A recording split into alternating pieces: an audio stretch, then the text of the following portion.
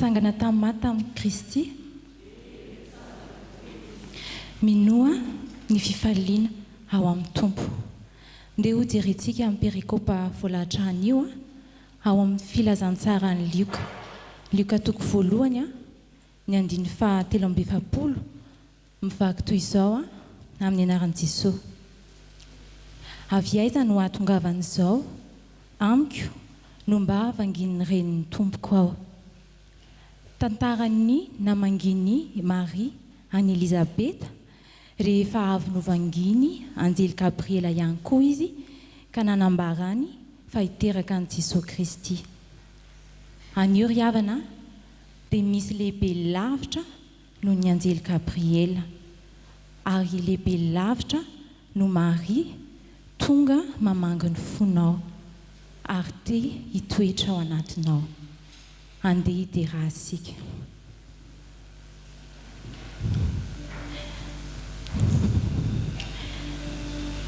Ry Jesosy Kristy Tomponay io, falo ny fonay amin'izao maraina izao, mandrefa tonga mamangy anay ianao, ary tsy mamangy fotsiny ianao fa tena te hitoetra ao anatin'ny fonay.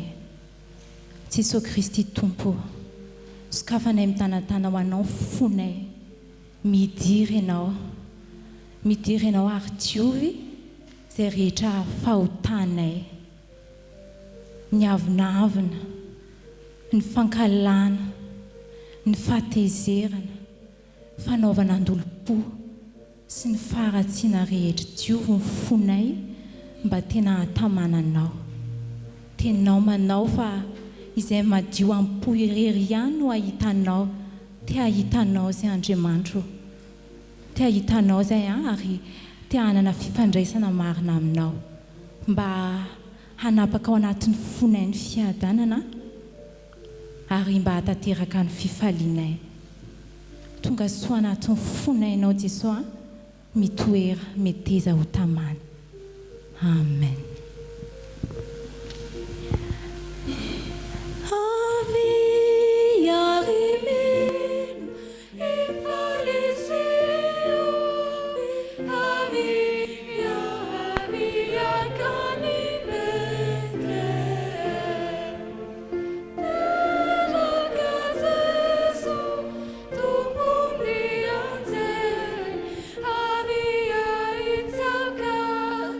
Amen.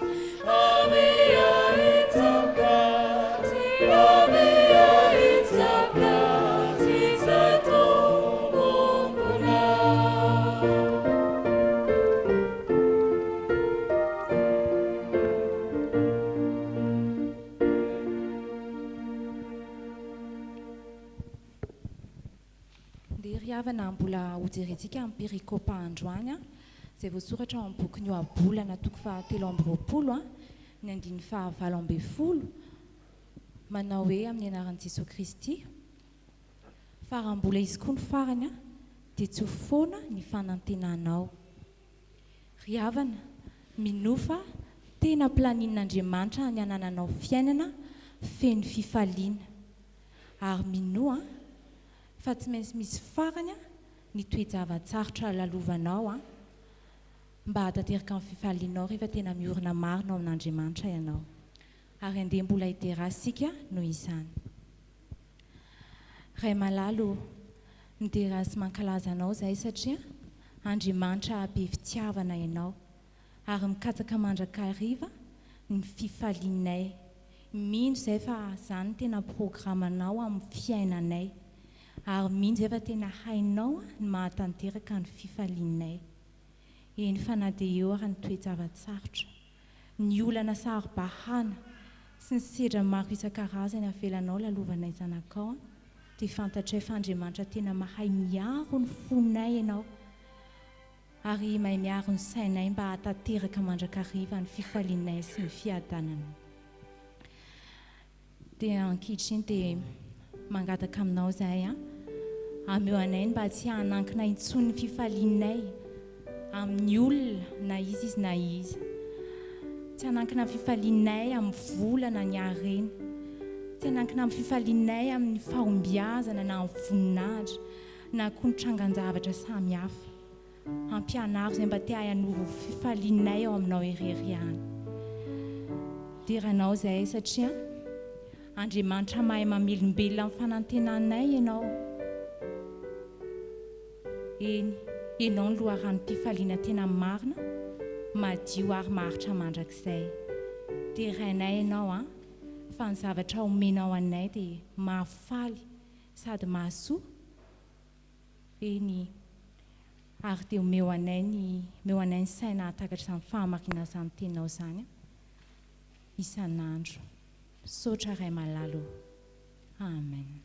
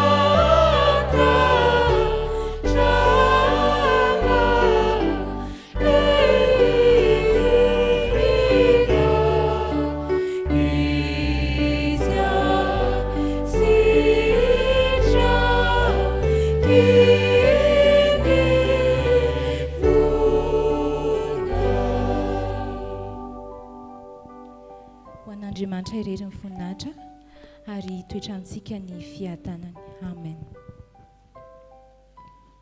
Alahady advento fahatelo amin'ny advento alahady ny sampana sekoly alahady manerana ny sahana Fjkm hipanjinantsika ny loha hevitra minono ny fifaliana ao amin'ny tompo mitsangana riavana ataontsika ny hira faneva fa 5 taona ny SPADIS.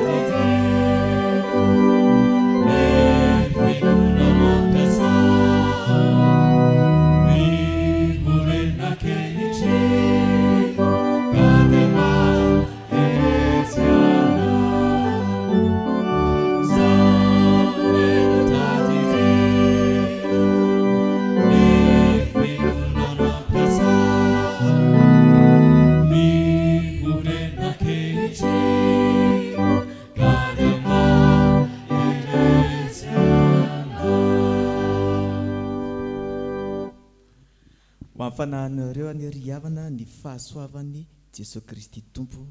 Amen. Isaotra sy hiderin'Andriamanitra amin'ny salama isika aminaran'i Jesosy. Isaotra ny Jehovah izay manome saina aho ary na amin'ny alina aza dia manana trano foko ataoko eo anatrehako mandrakarivo Jehovah fa eo ankavanako izy ka dia tsy hangozogozo aho. Izany ny falian'ny foko sy ravoravonin'ny fanahiko eny ny nofoko aza hitoetra tsy manana ihay fa tsy hofonao any fiaina tsy hita ny haiko tsy hamela ny ray masonao latsaka ny lavaka ianao ampafantatra ny lalanainy ianao fa hovokisampifalinana anatrehanao ary fafinaretana no natanao mandrakizay. Amen. Ira fa 7 ny andiny voalohany ihany no tanterahantsika.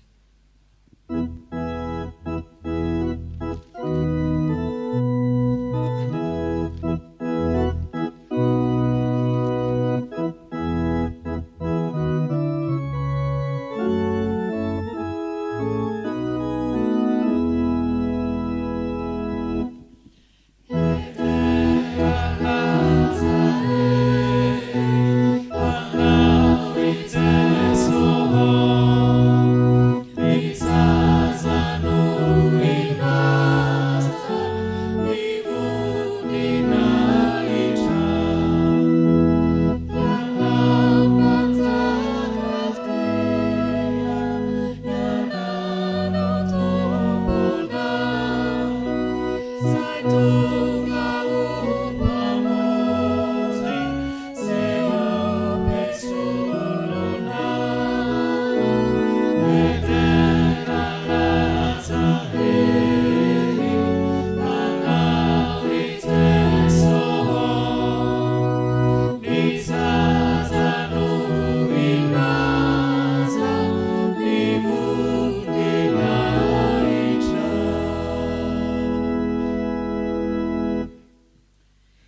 ry Andriamanitra rainay amin'ny alalan'i Jesosy Kristy Tompo, indreto ny vahoakanao Tompo, mahatsiaro ny famindra-po sy ny fahasoavana izay nomenao sy izay mbola omenao teo amin'ny fiainanay. Isaoranay ianao fahalehibe ny fiasanao teo amin'ny fiainanay tsirairay avy. Eny, hatramin'ireo zavatra izay mety tsy mifanaraka ny sainay aza, dia isaoranay ianao ihany koa zany, satria fantatray, tena fantatray fa ny zavatra rehetra dia miara-miasa ahasoanay zany. Isaoranay ihany koa fa nomenao izao alahady natokana ho an'ny sampana sekoly alahady izao. Ankehitriny dia mangataka ny fanatrehanao feno izahay amin'izao Fanompoam-Pivavahana izay tanterahana izao, fa ataonay ho voninahitry ny naranao zany. Amin'ny naran'i Jesosy Kristy no anaovana mivavaka. Amen.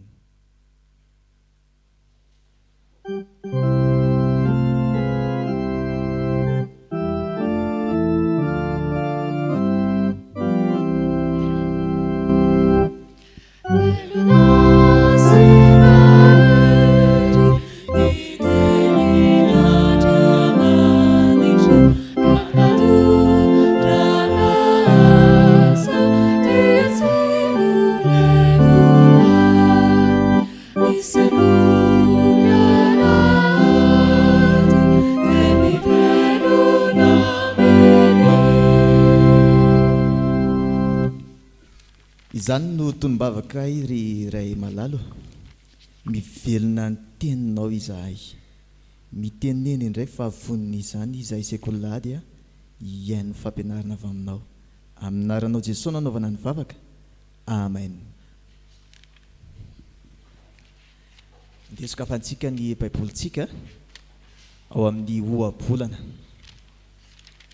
Taloha moa ny ohabolana dia raisitsika hoe boky firana izy ity, fa misy moa fandalinana taty rindrina dia ataontsika hoe toky ihany izy, fa tsy hoe ohabolana faha, dia ataontsika hoe ohabolana toko. Ohabolana toko 720 andiny 720. Ohabolana toko 720 andiny 720. Rehefa hitantsika izany dia raha antsika mamaky mafy amin'ny anaran'i Jesosy Kristy manao hoe, fa raha mbola izy koa ny farany dia tsy ho foana ny fanantenanao. Dia averintsika farany hoe, fa raha mbola izy koa ny farany dia tsy ho foana ny fanantenanao. Nisy mpamboly anankiray izay nandeha niady ny tany izy ry Zandry malala, dia teo am-piasana teo izy dia nahita vato soa sarobidy be, izay tena fantany hoe lafo vidy ity vato soa ity, faly tsy tena hoe fatratra ohatr'izany ny hafaliana.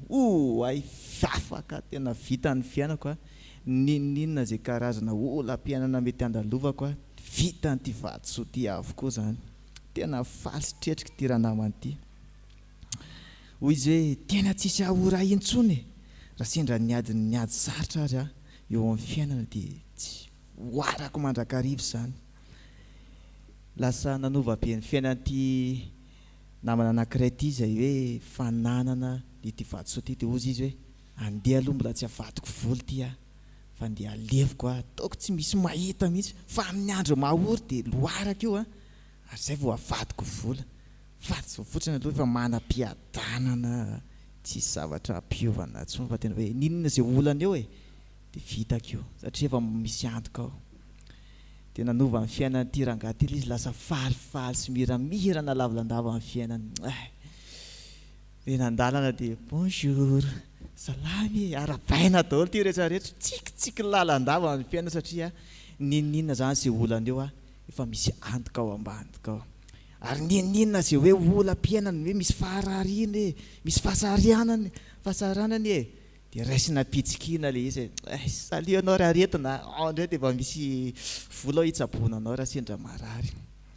Nandritra ny fiainan'ity ranamany ity dia lasa hoe nanova be ny fiainan'ilay izy satria nahita an'izay vato sarobidy izay.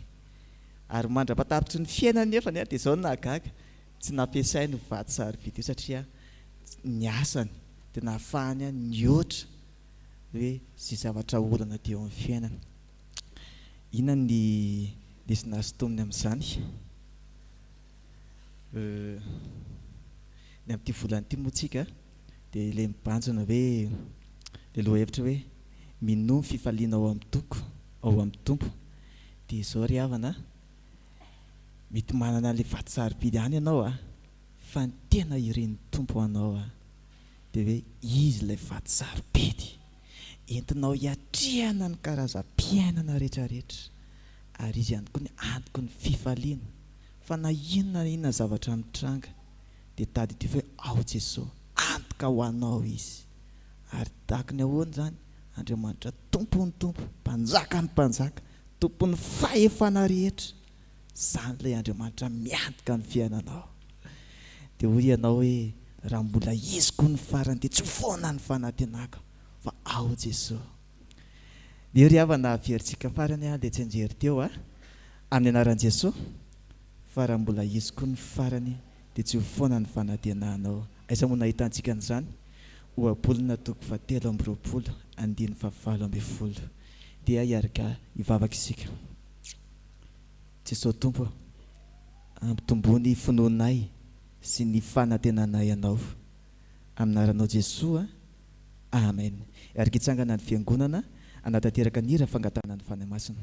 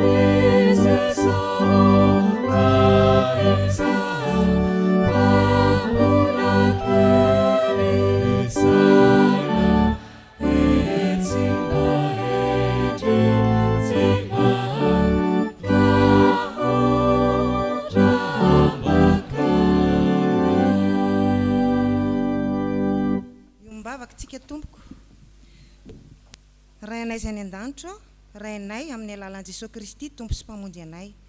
Feno fisaorana anao ny fonay ny amin'ny teny masinao izay ho vakiana sy hotoriana aminay. Koa mangataka ny fanahinao masina mba ho voavaky mazava ny teny. Ny mpiaino handray ny teny amin'ny fifaliana sy handatsaka-po ka hitondra ny vokatry ny fanavaozam-piainana. Ary ianao tompo hanendry ny lelam-panompinao izay hitondra ny hafatrao dia asandratra amin'ny anaranao Jesosy Kristy tomponay izany mivavaka izany. Amen.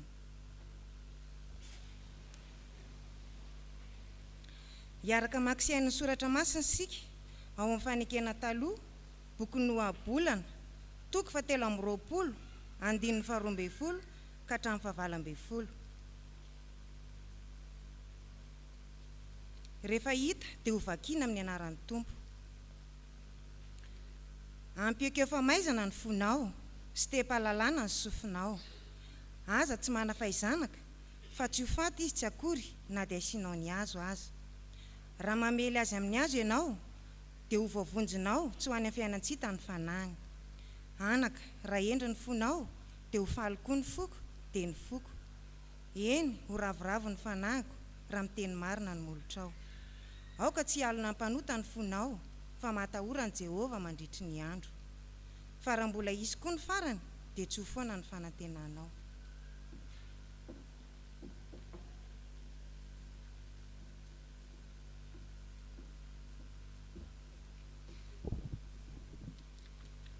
Ho tohizantsika ny famakiana ny soratra masina ao amin'ny fanekena vaovao Filazantsara araka ny lioka, toko voalohany, 7:30 ka hatramin'ny 5:70. Ary faranantsika amin'ny famakiana ny soratra masina ao amin'ny epistily 2 nosoratan'i Jaona, toko voalohany, 1 ka hatramin'ny 9.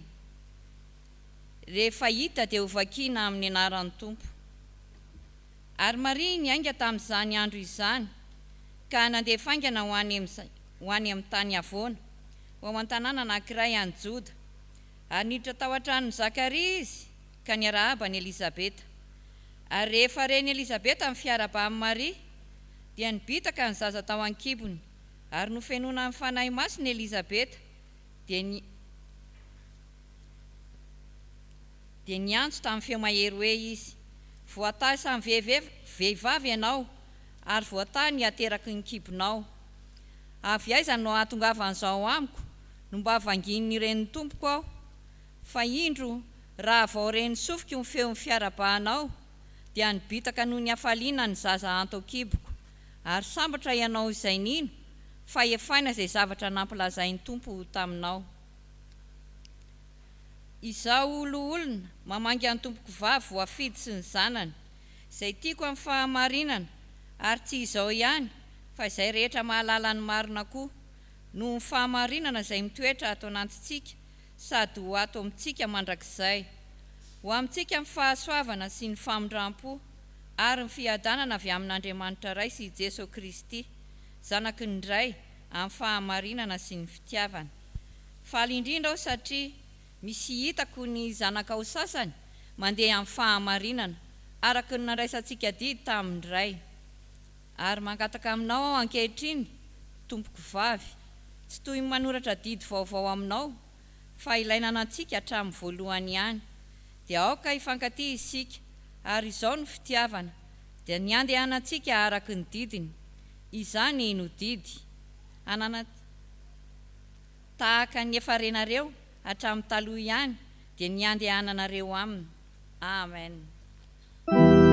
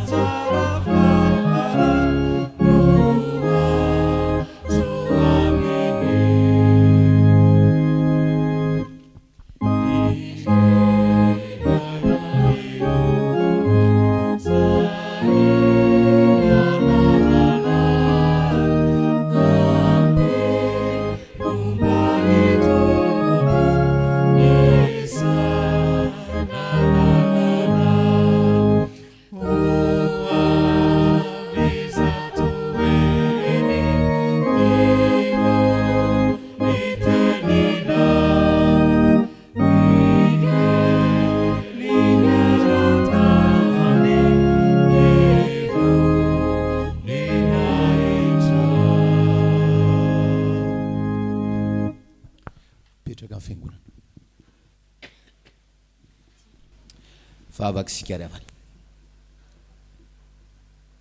Tompo malalo, manafatra anay ianao fiangonana mba hifaly mandrakariva aminao. Tompo malalo amindreo fo zay a, tary io lalana izahay ho am'izany. Ary araky ny iranay teo a, misaotra anao zay ny amin'ny teny ho renesinay a, aoka hifalianay koa zany teny zany. Zany no vavaka atao amin'ny anaran'i Jesosy. Amen. Rehefa akapoka ry havana ny perikiopa anankitelo a androany, ary satria vanim-potoana ny adventy zao de azo fitinina tahak'izao le toriteny hoe ankohonana miara-mifaly amin'ny tompo. Ankohonana miara-mifaly amin'ny tompo. Engane ka ho izany ny ankohonako sy ny ankohonanao ry havanao. Ankohonana miara-mifaly amin'ny tompo. Na mahantra ianao, na manan-karena ianao, na manam-pahaizana ianao, na tsy nianatra ianao, tsy hany le problème. Fa tian'ny tompo isika ho ankohonana miara-mifaly amin'ny tompo. Jerentsika ny ohatra voalohany amin'izany ao amin'ny ohabolana 17. Eto dia ny ray aman-dreny no afarana manokana ry havana. Ohabolana 17. Dia raha tsika mamaky ny 4:4, 5:4, 6:4 amin'ny anaran'i Jesosy. Raha mamely azy amin'ny hazo ianao dia ho voavonjinao tsy ho any amin'ny fiainatsita ny fanahiny. Anaka, raha endry ny fonao dia ho faly koa ny foko dia ny foko. Eny ho ravoravo ny fanahiko raha miteny marina ny molotra.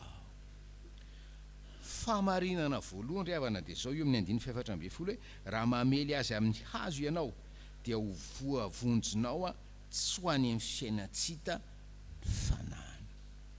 Ray aman-dreny havanao, aoka ho tanjonao voalohany amin'ny fitaizanan'ireo zanakao reo ny tsy akanesany any amin'ny fiainatsita. Aoka ho tanjona voalohany amin'ny fitaizanao ny zanakao ny tsy akanisany any amin'ny fiainatsita. Somary mbola lavitry ny afo kitairy havana. Ery amin'ny 5:12 fiandohan'ny perikiopa hoe ampiekeo famaizana ny fonao sy tenim-pahalalana ny sofinao. Afarany nareo zanaka na afarany nareo zandry, menara tsara, menara tsara. Ary sainy mandrakariva ny sakrifisy ataon'ny ray aman-dreny andefasany anareo any am-pianarana. Zay le izy. Sika ray aman-dreny koa matetika tena hoe misakra mihitsy andefa ny zanakitsika any am-pianarana. Fa zao ry havana, tena tsy ampy zany, tena tsy ampy zany. Aoka ny tsy andehanany zanakao any amin'ny fiainatsita no tena tanjonao ao amin'ny fiainanao. Ray aman-dreny 7:10 ngamba ry havana, tonga mangataka vavaka ao amin'ny pastera, mba tsy lazainy hoe 9:10, dia mangataka vavaka momba fianaran'le zana. 2:10 na 1:10 mangataka vavaka momba fitaizana ny fanahin'le zanaka. Zany sika menakavy ry havana, zany sika menakavy. Ary zany tian'ny tompo ahitsy, ary zany tian'ny tompo hifalitsika. Tsy falitsika fa manana zanaka paramedy, manana zanaka comptable, manana zanaka mpampianatra, fa falitsika fa fatatsika tsara mihitsy hoe ny zanako indray dia efa nitezay koa tsy hidina any amin'ny fiainatsita. Aoka ny fitaizana ny zanakao voavonjy tsy ho any amin'ny fiainatsita ny fanahy no tanjonao ray aman-dreny eo. Dia atoron'ny tompo atsika ry havana ny lalana ho amin'izany 4 raha mamely azy a amin'ny hazo ianao, raha mamely azy a amin'ny hazo ianao. Napetrehitra le hiran'ny kistoriavana hoe tanora mania sy mangataka vavaka amin'ny Jesosy mba ho tantanany, so dia avily ny Satana. Zany ny fiainan'ireo zanantsika reo ry havana, fiainantsika lehibe koa fa fiainan'ireo zanantsika reo koa. Ary anjarantsika no mitaiza azy a miaro azy amin'izany hoe familian'ny Satana izany. Fa zao le problème, zao le problème. Misy ray aman-dreny tsy mahafantatra akory hoe zany ataony zany nge, zany fomba n'izao tontolo zao zany nge, familian'ny Satana azy ho any amin'ny fiainantsika zany. Le ray aman-dreny raha tsy tonga saina akory, zany tena zava-doza. Asa tery-saina ohatran'izany pastera. Allo izy mba hiainana fahatanorany pastera. Allo eny fahatanorany izy dia ho hitanao zany fanany makany amin'ny fiainantsika zany. Zay nge izy ravana, zay le izy. Eo zany le ray aman-dreny a, araka fitenin'ny obolany ihany hoe misy lalana zay ataon'ny ray aman-dreny tsy maninona io, misy lalana zay ataon'ny ray aman-dreny mahitsy io, kanefa araka ny tenin'ny obolany varina any amin'ny selo. Ndao tsika ray aman-dreny hitomba amin'ny fahatserovan-tena ny amin'izany responsabilité hamonjy ny fanahin'ny zanantsika tsy ho any amin'ny fiainantsika zany. Donc misy le ray aman-dreny tsy tonga saina.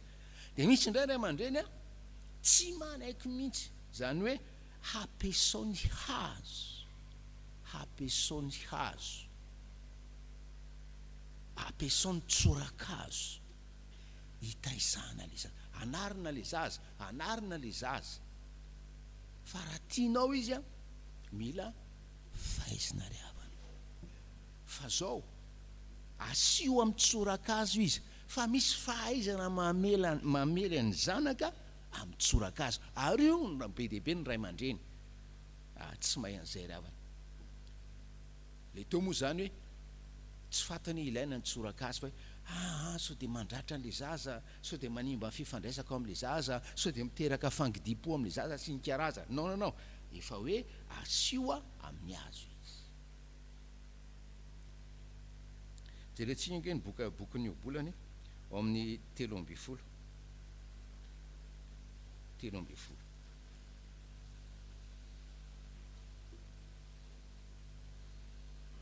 Telo amby folo, 420.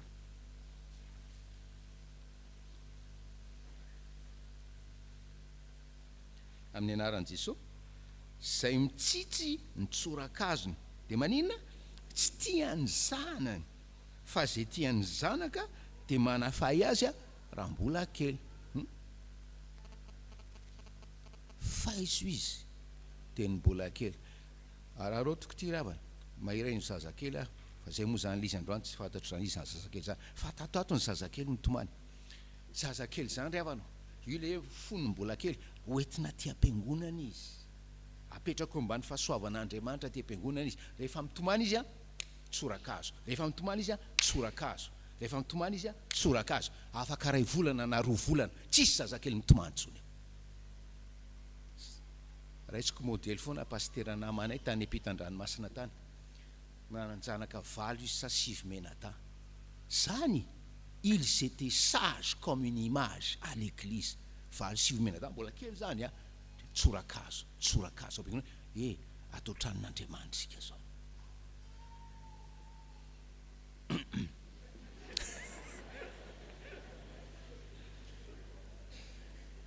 Au bolana 22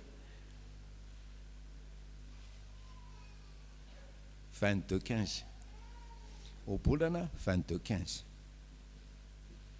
Fa maninona no ilaina le tsorakazo?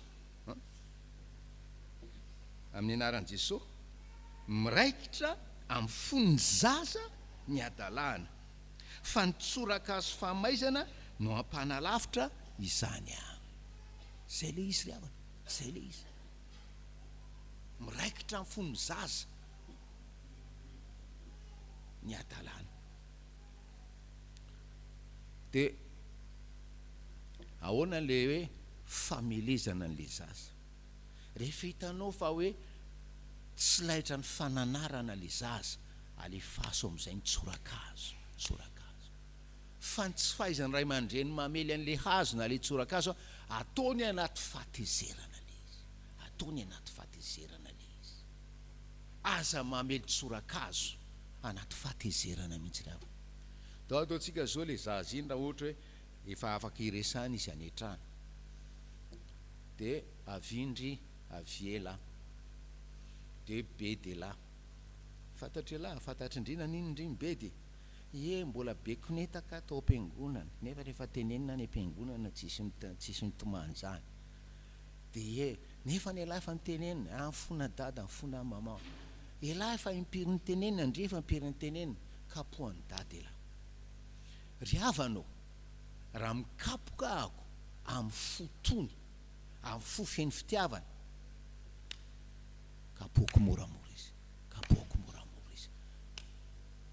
ary kapohako amin'ny mpitiavana izy zany marary alohan'ny kapohana azy fa raha anaty fahatezerana mikapoka azy ahoana ataoko zaza tsisy sainy zay le zaza tsy manafaizazy ianao fa mamony zaza ry avana ary zany mahatonga lalàna frantsay tena hoe auk'izay ny enfant battu auk'izay ny enfant martyr izy tena contre biblika le hoe tena anti biblika le tsy fikasehana zaza fa tsy hainy le izy de lasa namoaka lalàna ohatran'izany izy hoe fiarovana zoany zaza fa rehefa tena hoe rehefa amin'ny fotony amin'ny manao azy de jereko le zaza efazon'le zaza de ajaniko fa raha anaty fahatezerana io le fahatezerana amin'le zaza io fahatezerana amin'ny vatika io fahatezerako amin'ny rafosako io fahatezerako amin'ny la terre entière maty le zaza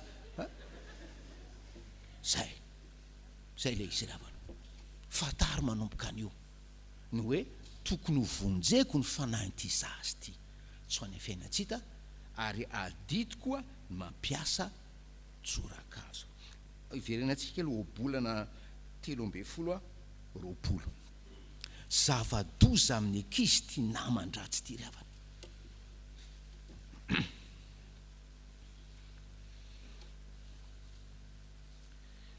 bolana 13 amin'ny anaran'i Jesosy zay miara-dia amin'ny endry de hoendry fa zay misakazy amin'ny adala de tiran-doza surveille ny namany zanaka ry avana raha rao ny naman-dratsy ry avana raha rao ary rehefa tsy mety ampiasao tsorakazo zany fitsinjovana fanahin'ny zanakao tsy ho any amin'ny fiainatsita de rehefa tezay tsika ohatran'izany le zaza anome adiniko le mikapoka tao adiniko zava-dehibe alohan'ny kapohana eto ambavaka aza mikapoka tsisy vavaka eto ambavaka mba ho tena hoe fanahin'Andriamanitra no mitarika anao amin'ny fikapohana ny zaza de rehefa zay zany le sosian'ny ray aman-dreny mamonjy ny fanahin' zany tsy ho any amin'ny fiainatsita de misy conséquence anankiroa amin'ny 5:12 sy 5:12 hoe anaka raha endry ny fonao de ho faly koa ny foky le ray aman-dreny io zany endry fon'le zaza rehefa tezaina ohatran'izany izy 5:12 hoe eny ho ravoravo ny fanahiko raha miteny marina le zanako zany ho ravoravo totika kely aminareo akizy raha mangataka anareo akizy tanora hitsangana vetivety le ray aman-dreny zany eto miteny hoe anaka raha endry ny fonao de ho faly koa ny foko mame fifaliana ny ray aman-dreny mame fifaliana n'Andriamanitra 5:12 eny ho ravoravo ny fanahiko raha miteny marina ny molotrao zanako de zao raha no asaiko averinareo akizy ho an'zay resy lahatra de misy fanapaha-kevitra anankiroa hoe Jesosy ampio anana foendry ahafaly ny ray aman-dreniko anareo hoe Jesosy ampio anana foendry ahafaly ny ray aman-dreniko atovy tsara mafimafy moa Jesosy ampio anana foendry ahafaly ny ray aman-dreniko de le vavaka faharoa Jesosy ambeny ny vavako tsy teniny tsy marina anareo Jesosy ambeny ny vavako tsy hiteny tsy marina amen afaka mipetraka nareo ry avana zay zany le oabolana 13 afara sika ray aman-dreny hoe ataovy tanjona ny fitaizana ny zanakao no hoe amonjy ny fanahiny tsy ho any amin'ny helo. Lioka toko voalohany. Tantarana zaza kely mibitaka, mifaly, mibitaka amin'ny tompo ry havana.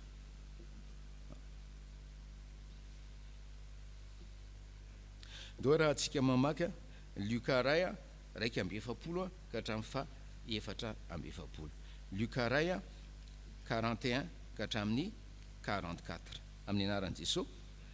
Ary rehefa reny Elizabeta ny fiarabany Maria dia nibitaka ny zaza tao kibony ary nofenona ny fanamasina Elizabeta. Dia niantso tamin'ny feo mahery hoe izy, voatà samy vehivavy ianao ary voatà ny ateraky ny kibonao. Aveza anao atongavana zao amiko no mba havangin'ny renin'ny tompoko aho, fa indro raha vao ren'ny sofiko ny feon'ny fiarabanao dia nibitaka no ny hafaliana ny zaza ao akiboko. Raha vao ren'ny sofiko ho Elizabeta ny feon'ny fiarabanao Maria dia nibitaka le zaza kely ao akiboko. Nibitaka no ny hafaliana zaza ao akibo. Na zaza mbola tsy teraka aza ry havana, zay ny famarinana faharoa, dia afaka mifaly amin'ny tombo. Na zaza mbola tsy teraka fa mbola ao amboaka azy, dia afaka mibitaka amin'ny tombo. Mahagaga loatra zavatra hita eto ry havana, mahagaga. Tonga avy any Maria zany efa mitoejazy izy ao akibony ao Jesosy. Tonga mamangy any Elizabeta kozininy izy, zay zokony be lavitra, fa toejaza koa Elizabeta. Meraba any Elizabeta Maria. Eniny sofiny Elizabeta teny fiarabany Maria dia mibitaka Jaona mpanao batisa ao akibony Elizabeta ao. Mibitaka, faly, mibitaka. Mahavariana izany ry havana. Fa inona ny zavatra nitranga eto? Ao amin'ny feontsika ry havana, na ny feontsika tsy mampita hoe teny fotsiny, fa mampita sy momba antsika rehetra anatin'iny feo iny. Ary niny Maria, feo an'ny renin'le mpamonjy, feo an'ny renin'ny tompontsika, feo an'ny renin'ny Jesosy ry havana. Zany ny feon'ny Maria.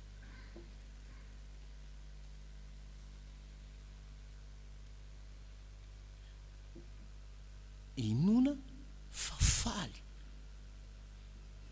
Elizabeta nandreny fiarabany Maria. Fa ny tena mahavariana eto, le zaza kely eo amboako ao, zay verina hoe tsy nahalala n'inina, tsy nahalala zay ambonin'ny tany, dia nibitaka noho ny hafaliana ry havana. Nibitaka noho ny hafaliana. Eto aloha zany dia ahitana hoe fifaliana dia tena hoe vokatry ny fanamasina. Zany lazain'ny Galatiana 5. Zaza kely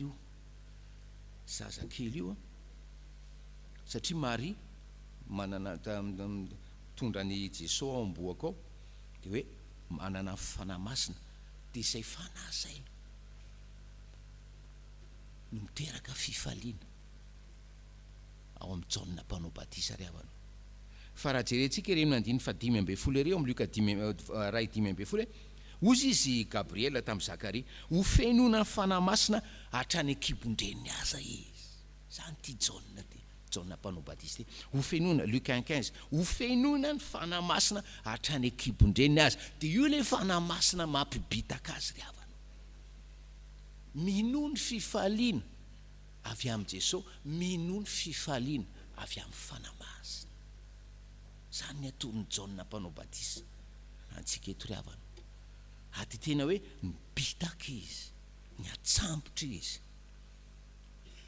Efa ambolana vitsivitsy Elizabeta no toejaza ry havana, ary inony fantany hoe le zaza kibo velona somatsara fa matoa ny teneny bitaka izy tena hafa mihitsy le hoe fibitahany taminare ny tenin'ny Maria reny Jesosy riavanao fibitahana zaza hoe fenona ny fanahy masina hatrany akibondreny fa inona ny zavatra mahavariana etiko possible mihitsy satria asa ny fanahy masina riavana Jaona mpanao batisa Maria ny feon'ny Maria reny Jesosy mety efa mahafantatra sahady fa izy le irana elolanana ny Jesosy ety an-tany riavanao izy le lazain'ny Luka hoe izy ny irana anamboatra ny lalan'i Jehova anao mahitsy ny lalakale atongavany Jesosy riavana dia izay sady mampibitaka ny Jaona mpanao batisa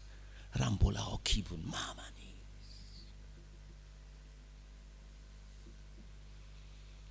totika aminareo reny riavana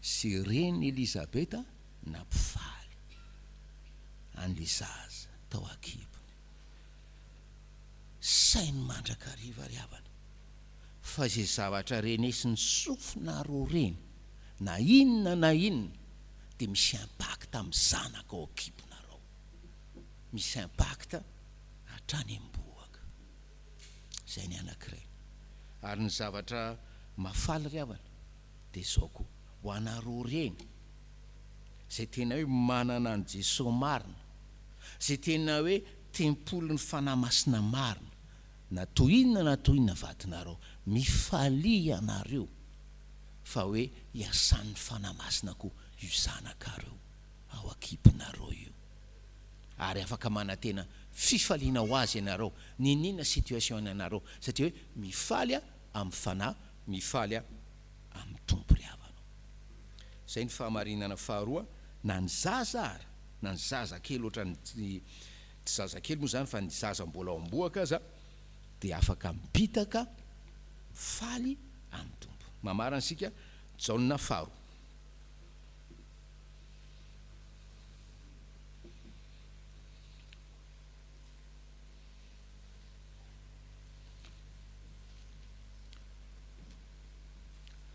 Jaona faharoa andininy fahaefatra Jaona faharoa andininy fahaefatra ny anaran'i Jesosy faly indrindra aho satria misy hitako ny zanakao sasany mandeha amin'ny fahamarinana araka ny nandraisantsika didy tamin'iray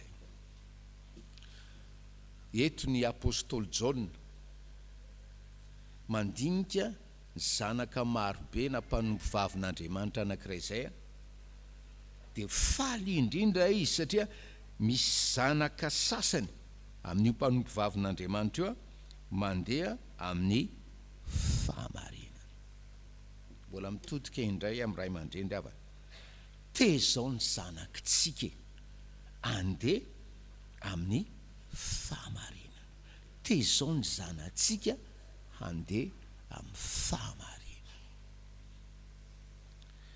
inona no atao hoe fahamarinana riavana dia Jesosy Kristy za no lalana sy fiainana ary fahamarinana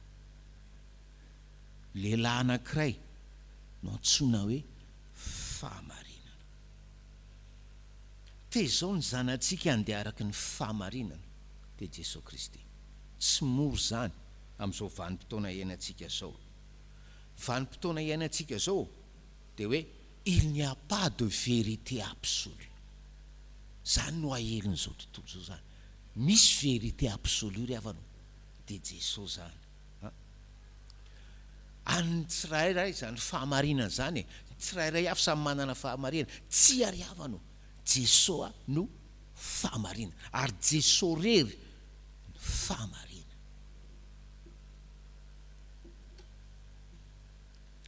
ary ny votoatin'ny fahamarinana ambaran'ny soratra masina dia hoe Jesosy Andriamanitra mitafinofo toviendrika tamin'ny olombelona tonga nofo zany no ankalazaintsika amin'izao krismasy zao inona ndika zany hoe mandeha amin'ny fahamarinana zany tonga nofo Jesosy riavana hoe mba ho tafintsika ahoana zany fiainan'olombelona zanak'Andriamanitra zany mandeha amin'ny fahamarinana. Dinio zay nataon'i Jesosy dia arao, dinio zay nataon'i Jesosy dia kopio. Zany ny fitaizana zanaka mba ho voavonjy ny fanahy tsy ho any ny fiaina tsy hitariavana. Efa haitsika isotry fitiavana koa le hoe tezao ny zazy anaky hitombo amin'ny fanahafany an Jesosy Kristy. Zany nao ka no tanjotsika riavana, mampitombo azy amin'ny fanahafana. Problema amin'ity dia zao, hoy izy ny 14 hoe faly indrindra aho satria misy hitako dia ny zanakao sasany mandeha amin'ny fahamarinana.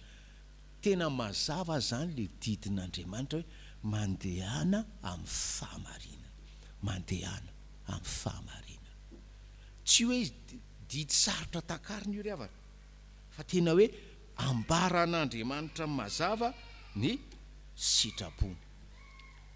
Ary raha mandika an'io lalàna io ianao, tsy hoe nandika tsina, fa tonga amin'le fitenin'ny teolojiana hoe nampiseho ianao désobéissance active, nampiseho ianao désobéissance active, satria efa nirevelena clairement hoe mandehana amin'ny fahamarinana. Zay rentsika nge ny Amosa 3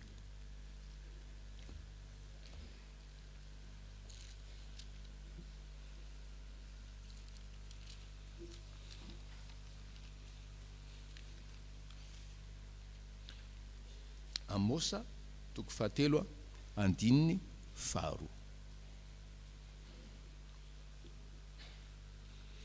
Amin'ny anaran'i Jesosy, ianareo ihany no fantatro tamin'ny firenena rehetra ambony tany, fa le tapany faharoa hoe ko noho izany dia ho valiko ianareo noho ny helokarao rehetra. Noho izany dia ho valiko ianareo noho ny helokarao rehetra.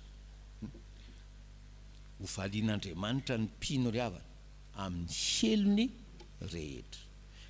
Le heloka zany efa misy zavatra tenenin'Andriamanitra hoe zao hatreto dia mbola miopefenao, zany le resaka heloka eto. Efa mandehana amin'ny fahamarinana ianao, dia vao mihoatra n'io limite ianao dia efa any amin'ny tsy fahamarinana.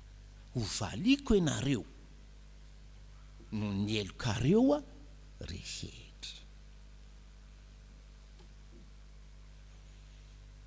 Herinandro natserovana ny kolokolo moa zany tamin'ny 7 Desambra tao, herinandro maneran-tany.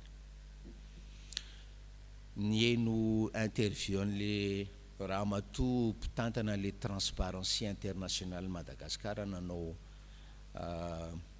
hetsika izy tery amin'ny zaridaina n'Antaninarenina tery. Tena hoe olona resy lahatra amin'ny ady amin'ny kolokolo. Tena manao zay ho afany amin'ny fampahafantarana ny kolokolo, amin'ny sensibilisation amin'ny kolokolo sy ny karazany. Olona resy lahatra fa tsy hoe hetsiketsiky anao hiady amin'ny kolokolo fotsiny. Nenoko tsara le interview na 6-7 minutes ariava. Dia ny tena le interview izy dia miteny matsiaro rery ihany zay ozy izy amin'le ady amin'ny kolokolo. Dia nadikako hoe toy ny toriteny any nefitra ihany zahay amin'ty ady amin'ny kolokolo, nefa kolokolo mandrakotra antsika Madagasikara. Efa tenenintsika riavanao, aza manao kolokolo ianao, sika malagasy mbola manao kolokolo. Ho adinina amintsika zany ary ho valiko aminareo io kolokolonareo rehetra io, ozy izy ny tompo riavana. Samy rikoriko sika ny amin'ny kolokolo, fa rehefa andao hitsangana hiady amin'ny kolokolo, il y a plus personne. Ho valiko aminareo, ozy izy ny tompo, io helokareo rehetra io momba ny kolokolo. Saotra ny tompo isika riavana ny amin'ny teniny androany, mitariky taona antsika rehetra sy ny ankonantsika hoe ino zany fifaliana avy amin'ny tompo zany, ary dia mametraka anareo ray aman-dreny rehetra riavana eo mba ny fahasoavan'ny tompo mba hanao vaindondra raha zany hoe hitaizany zanakareo mba hamonjy ny fanahy tsy ho any fiainatsita zany. Ino zany hoe fifaliana avy amin'ny fanamasina zany, ka na zazakely tsy malala sy ambony tany aza mbola ao amboaka dia efa afaka miaina fifaliana noho ny ataon'ny renina, ary dia hoe hitaizany zanakitsika isika andeha amin'ny fahamarinana ho aminareo ny fahasoavan'ny tompo amen.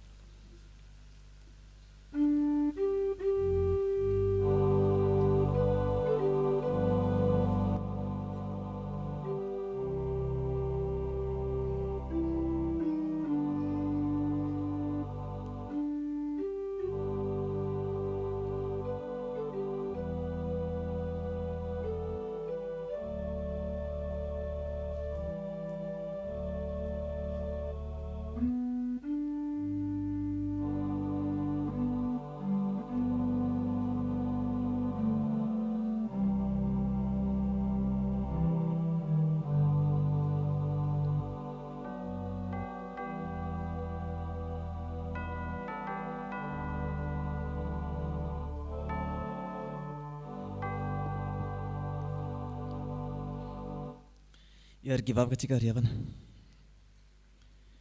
Isaoranay ianao ry Tompo Andriamanitray, nampahafantaranao anay ny sitraponao tao anatin'iny toriteny iny, na ho anay zanaka na ho anay ray aman-dreny, dia mahatsapa izay Andriamanitra fa nanana lesika. Ho an'ny ray aman-dreny dia tena tsapa anay tokoa fa nanana lesika izahay tany fitiasanany zaza. Ho an'ny zaza kosa Tompo, ho an'ny zanaka dia fantatray fa mary ihany koa ireo tsy fanajana, ny fandihanana tsy famendriana, ka hifonana aminao, tena hifonana, fa tsy hifonay Andriamanitra ho ana amin'izany atao hoe fiaina tsy hita, ho ana mihelo ny zanakay, ka enoy ny vavaka mangina, enoy ny fifonana izay asandratra tsirairay avy eo anatrehanao.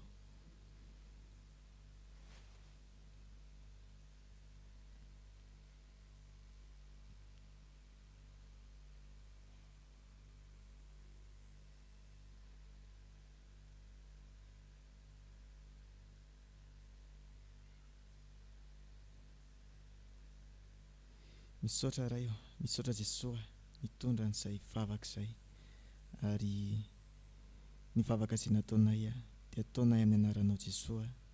Amen.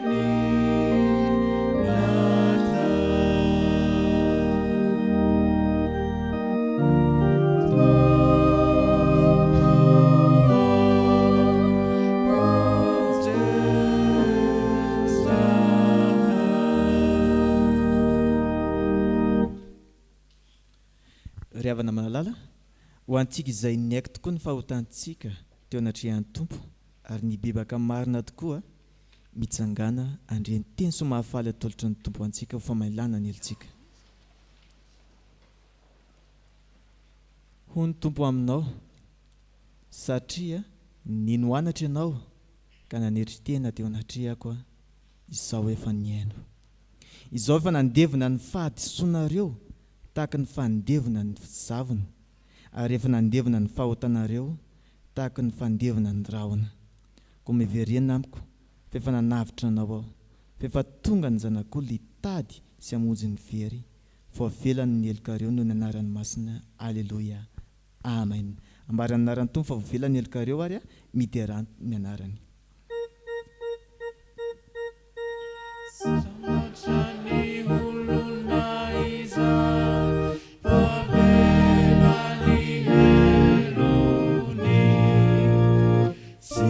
Saruna mi famutani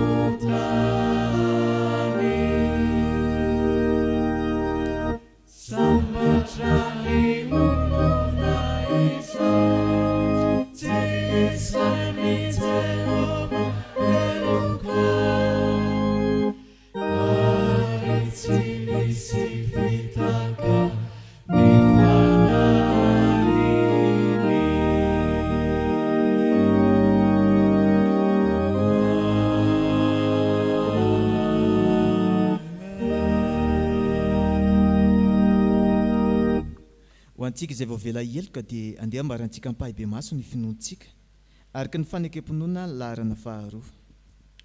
Isika minan'Andriamanitra iray raitsi-to mpanao ny lanitra sy ny tany ary ny zavatra rehetra na nita na tsy hita, ary an Jesosy Kristy tompo iray zanaka lahy-tokan'Andriamanitra nateraka ny ray ny talohan'izao rehetra izao, ny mazava avy amin'ny mazava, Andriamanitra tokoa avy amin'Andriamanitra, nateraka fa tsy natao, ny ray amin'ray amin'ny zavatra rehetra.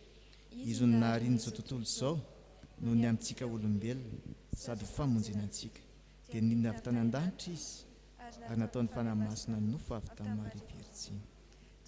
Dia tonga lolesy nomboana tamin'ny hazo fijaliana ho fanafotana antsika, tamin'ny nanapahany Pontio Pilato izy, maty izy ka nalevina, nitsangana tamin'ny maty tamin'ny andro fahatelo arak'izay voasoratra izy, niakatra ho an-danitra izy ary mipetraka eo akan'nyvoninahitra indray, avy any ny heviany indray amin'ny voninahitra hitsara ny velona sy ny maty ary mandrakizay ny fanjakana.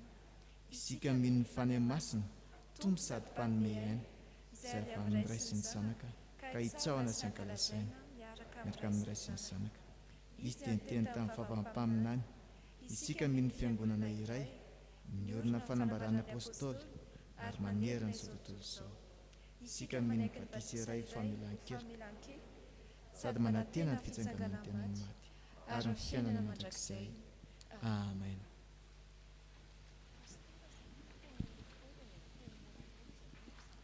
Dia ry havana mbola hiaraka iombavakantsika.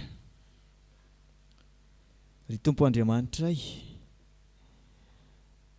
ny angatahanay dia anana zanaka endry, araka ny tanjonao dia hoe ankohonana miara mifaly aminao Tompo.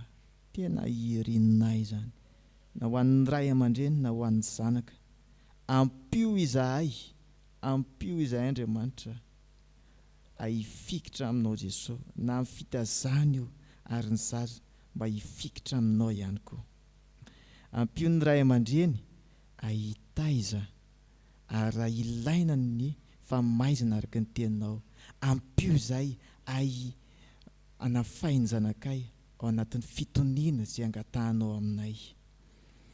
Vavaka izay ry Tompo Andriamanitra ho an'ny sampana sekoly Alahady eto amin'ny fitandremana. Mameo an'ireo mpanabe ny fahafianoan'ny fanahy masina mandrakariva, aizan'izy ireo anabe sy hitarika ny ankizy ho an'ny lala marina ary hitombony ireo zaza ireo amin'ny fankatoavana aminao ihany koa. Mameo an'ireo ankizy Tompo ny fahaizana mandray ny lesona, ny fampiarana izany eo amin'ny fiainana ary esory amin'izy ireo ny akamona amin'izany hoe famonjena ny fianarana sekoly Alahady isan-kalahady izany. Ho amin'ny mpitarika 10 minitra isan-kalahady koa Tompo apetraka feno eo am-pelantananao, manoloranao azy saina ary mba tena hoe sitraponao izay tianao ho an'ireo zanaka ireo Tompo no voatory mandrakariva. Dia ianao mba hitahy hatrany amin'ny birao foiben'ny Fjkm any hatramin'ny rantsana kely indrindra ety anivon'ny fitandremana. Hitahy ianao, hitahy an'izany sampana izany ianao izay rehetra ilaina fa ireo tompony zanaka ary apetraka feno eo am-pelantananao mba tsy hoe hidina na zana fiaina-tsity izany, fa mba hanana zanaka izay tena ho zanaka ao Tompo Andriamanitra. Misaotra ny valim-bavaka sady omenao ary eno ny vavaka mangina ny etaetanay tiana entina eo anatrehanao ankehitriny.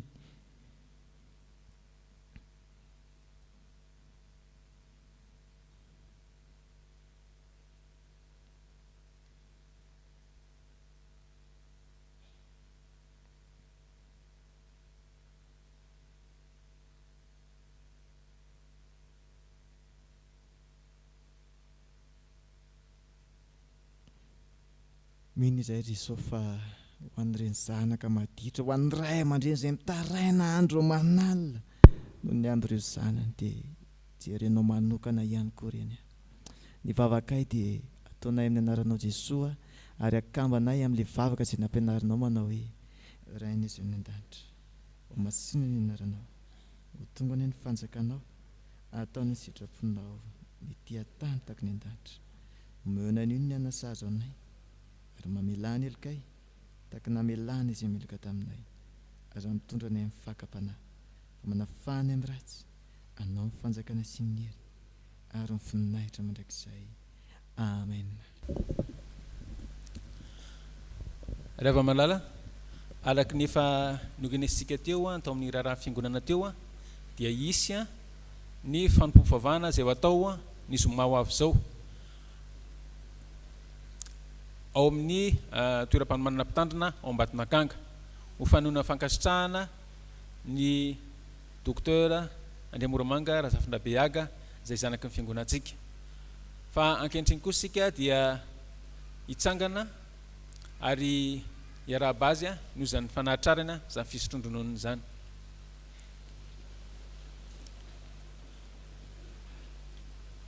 Dokotera Mora zay moa fomba fiantso azy zany misaotra anao izay ny amin'ny fandahavatena lehibe sy nanekenao ho mpanompony amin'ny fanatanterahana ny asanao tao amin'izany toeram-panomanana mpitandrina izany. Mino fa efa naharitra ihany ny asanao tao ary taony tena nanaovanao ny asa maha-dokoteranao dia mankasitraka indrindra tompoko ary ny fiangonana manontolo dia mahatsapa ihany koa ny asa fanompoana izay nataonao teto na tamin'ny fiangonana na tamin'ny fiantsoana amin'ireny vonjy-taitra isan'andro reny izay ilana mpitsabo. Misaotra anao ary mankasitraka anao ny amin'ny fandahavatena sy fitiavanao izany asa tanterahanao izany dia mahafaly anay ny manolotra araky ny fahafantatsika moa dia nisy rakitra faefatra nataontsika ndray mandeha izay dia ankehitriny atolotra mpitiavana izany rakitra izany. Zao ny mpitandrina dia tondram-bavaka azy.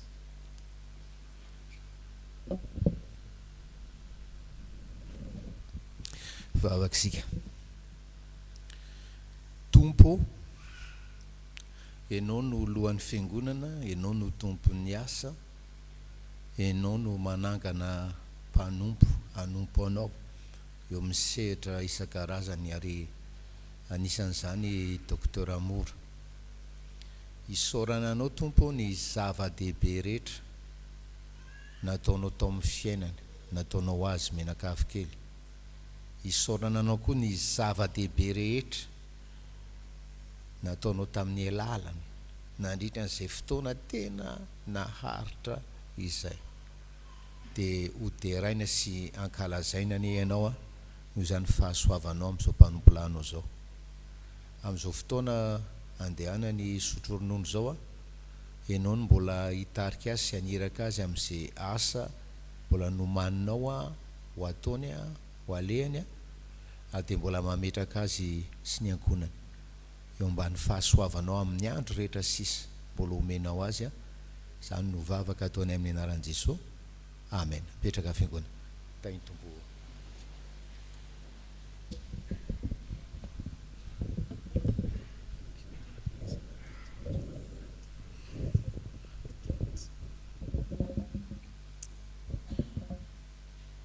Amin'ny anaran'ny tompo fa ny fahasoavan'Andriamanitra no nahatoy izao ary tsy foana ny fahasoavany ato amiko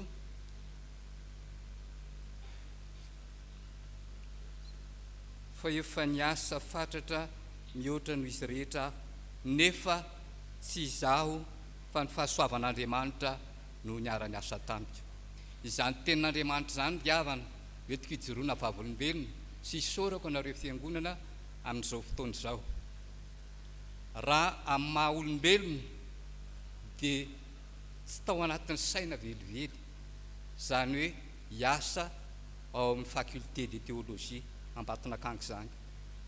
Ary ny zava-nisy teto amin'ity fiangonana ity izay nahafantarako ny doyen tamin'izany fotoana izany sy ny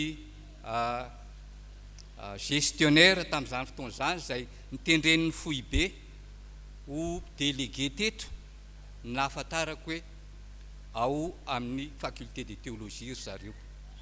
Taty aoriana dia nisy namana dia koa natao teto amintsika no niteny tamiko hoe sao dia afaka dokotera fa mila dokotera ny tao amin'ny faculté de théologie dia nahavariana fa dia tsy niambaamba fa ozy hoe afaka nitenenina tamin'izany hoe isamaraina mpianatra no mianatra ary dia tonga tao ary dia gaga satria lay pastera gestionnaire dia efa nanao fizaran-raharaha teto amintsika tamin'ny andro pastera Rakotondray be Risara ary dia izy ihany koa mbola nanao ny mariazinay teto ary dia mahavariana ry havana zany fitondran'Andriamanitra zany ary dia faly aho satria nandritra an'izay 12 taona niasako tao amin'ny faculté de théologie zay dia maro taminareo no nitondra mambavaka nahafantatra hoe niasa tao ary dia misaotra manokana amin'ny pasteur Solofo Mivady izay ray aman-dreny ihany koa izay niteneniko nahafantatra hoe za miasa ao amin'ny faculté de théologie koa eto aho amin'ny anaranay menakavy kely no isaorako ny fiangonana isaorako ny mitandrina mivady ny brom-piangonana ny diakonina ny sampana rehetrarehetra ary tsika menakavy dia ho an'Andriamanitra irery ny voninahitra.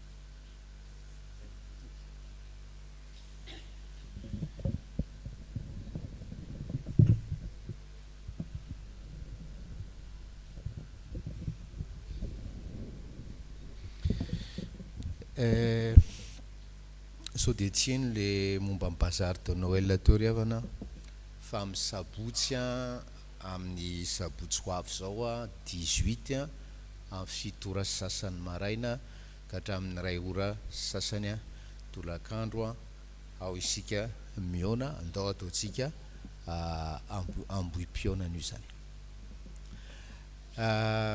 manarak'izay faly mampafantatra anareo ry havana fa efa niditra ny catéchumène vaovao nandray moa tsika tamin'ny novembre teo efa miditra ny andiany vaovao manana anarana nafinaritra avokoa reo catéchumène faraparan'ireo taony hoe Zacharis John inona moa mahatsara an'izany izy Zacharis John zany Zakaria le vao nijerentsika androany ny anaran'ny Zakaria to hoe Andriamanitra mahatsiaro John zany natao hoe John satria hoe Andriamanitra mamindra fo Dieu fait grâce zany le anaran'le promotion teo aloha teo ny promotion farany teo dia hoe miverena amin'ny fitiavanao voalohany mazava be zany manao remarque kely le izy hoe verena amin'ny fitiavanao fa tsy hoe verena amin'ny fitiavana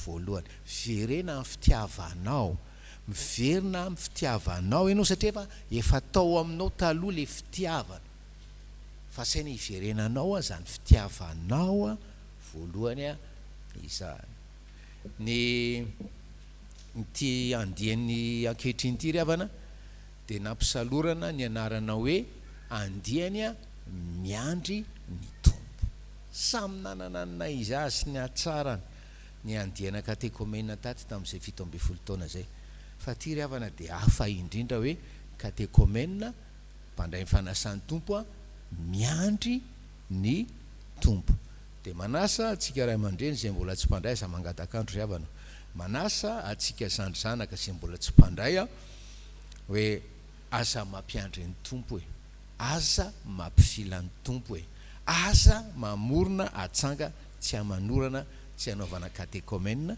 farak' le teny androany eo amin'ny obolana hoe vonjeo reny fanahinao vonjeo ny fanahinao tsy ho any mihelo ho aminareo fahasoavan'ny tompo amen.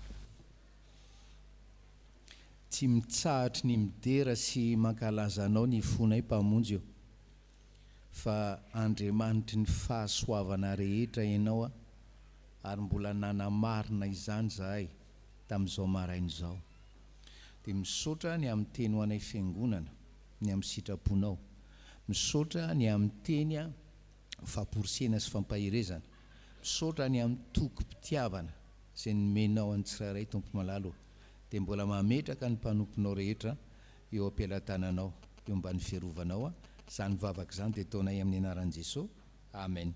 Tsangasika amarana zao fotoana zao.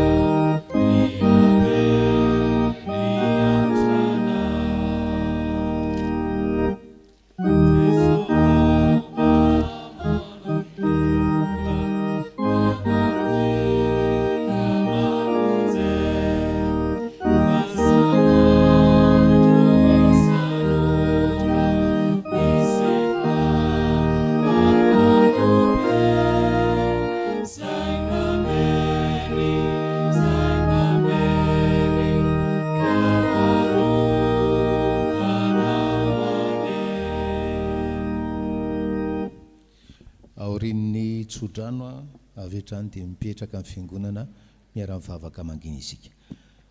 Ho tanteraka aminareo anie ny tsodrano izay tononona amin'ny anaran'ny tompontsika, mitay anao ny tompo ka miaro anao, mampamirapiratra ny tavany aminao ny tompo ka mamindra fo aminao, manandratra ny tavany aminao ny tompo ka manome anao fiadanana. Amen. Petraka ny fiangonana miara-mivavaka mangina isika iray.